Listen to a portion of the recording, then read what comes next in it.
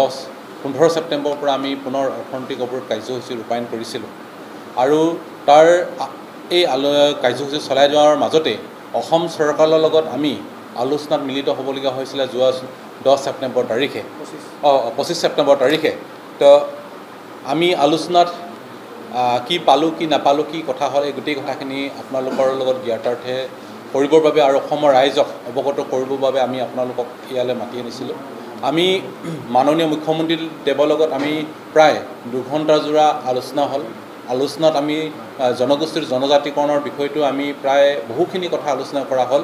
আলোচনাৰ অন্তত আমি চৰকাৰৰ বহুত সৌহাৰ্দ্যপূৰ্ণ আলোচনাত আমাৰ মৰাণসকলৰ জনজাতিকৰণৰ বিষয়টো মাত্ৰ নৱেম্বৰ 25 তাৰিখে তেখেতলোকে প্ৰতিবেদন আমাৰ প্ৰতিবেদন উত্থাপন কৰি বিধানসভা উত্থাপন কৰি কেন্দ্ৰলৈ পঠাই দিয়াৰ 26 তাৰিখে কেন্দ্ৰলৈ পঠাই দিম বুলি তেখেতলোকে আমাক প্ৰতিশ্ৰুতি প্ৰদান কৰিছে আৰু সেইবাবে আমি চৰকাৰৰ বহু আলোচনাৰ সিদ্ধান্ত সকলো ৰাইজৰ সিদ্ধান্ত মৰ্মে আমাৰ জনগোষ্ঠীটোৰ কেইটা সংগঠনৰ যৌথ সভা অনুষ্ঠিত হৈ গ'ল।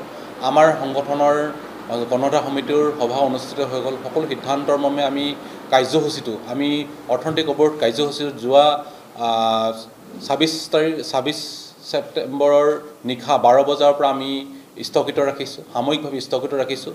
যদি চৰকাৰখনে আমাৰ কথাখিনি যদি কোনো গুৰুত্ব প্ৰদান নকৰে 25 তাৰিখে যদি তেখেতে বিধানসভা উত্থাপন নকৰে পুনৰ আমাৰ সংগঠনকেইটাৰ সদৌ মৰাণ ছাত্ৰকে ধৰি মৰাণ জনগোষ্ঠী কেওটা সংগঠনৰ নেতৃত্বত পুনৰ 27 নৱেম্বৰৰ পৰা আমি পুনৰ আন্দোলন ঘোষণা কৰিম বুলি আমি এতিয়া সিদ্ধান্ত গ্ৰহণ কৰিছোঁ আৰু এই কথাখিনি আপোনালোকক ক'বৰ কাৰণে আপোনালোক ইয়ালৈ মাতি পঠাইছিলোঁ আৰু আমি ক'ব বিচাৰিছোঁ চৰকাৰখনে বিভিন্ন ধৰণৰ কথা আমাক প্ৰলোভন দিও আমি কোনো প্ৰলোভনক আমি ক্ৰেপ কৰা নাই।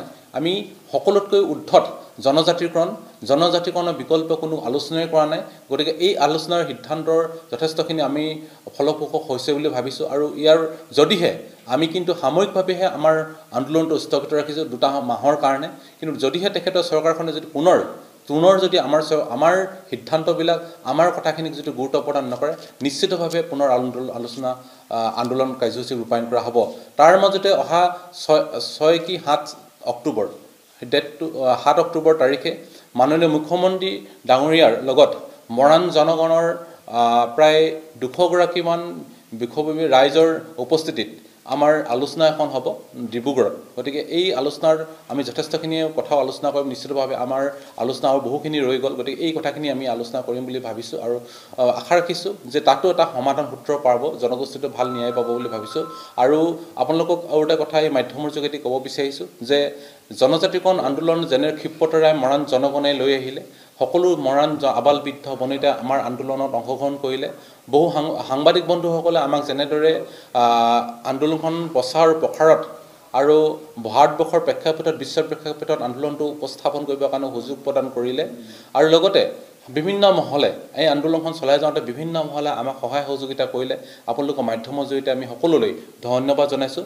অনাগত দিনত হ'বলগীয়া কাৰ্যসূচীত আপোনালোকৰ সবল অংশগ্ৰহণ আৰু সহায় সহযোগিতা আমি সকলো ৰাইজৰ অংশগ্ৰহণ কামনা কৰিছোঁ আৰু সাংবাদিক বন্ধুসকলৰ পুনৰ সহযোগিতা আমি মৰাণ ছাত্ৰ সন্থাই কামনা কৰিলোঁ। লগতে আজি পুনৰ আমাৰ কৈছোঁ যে আমি এই অনুষ্ঠানলৈ অহাৰ বাবে মই সকলো সাংবাদিক বন্ধুসকলক ধন্যবাদ জনালোঁ। আৰু আমি কোনো দিনেই জনগোষ্ঠীটোৰ হলঠেকত কৰিবলগীয়া বা জনগোষ্ঠীটোৰ বিচলিত কৰিব পৰা বা আমি আচলতে বিচলিত হ'ব পৰা কাম নকৰোঁ, সেই কথাটো স্পষ্ট।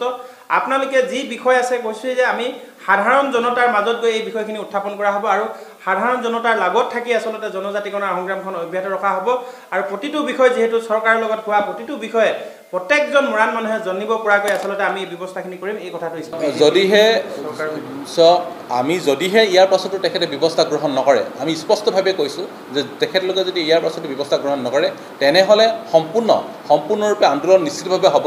কোনো আমি কোৰ্ট অফ কণ্ডাক্ট কি আছে সেইটো কথা আমি নামানো, স্পষ্ট কথা।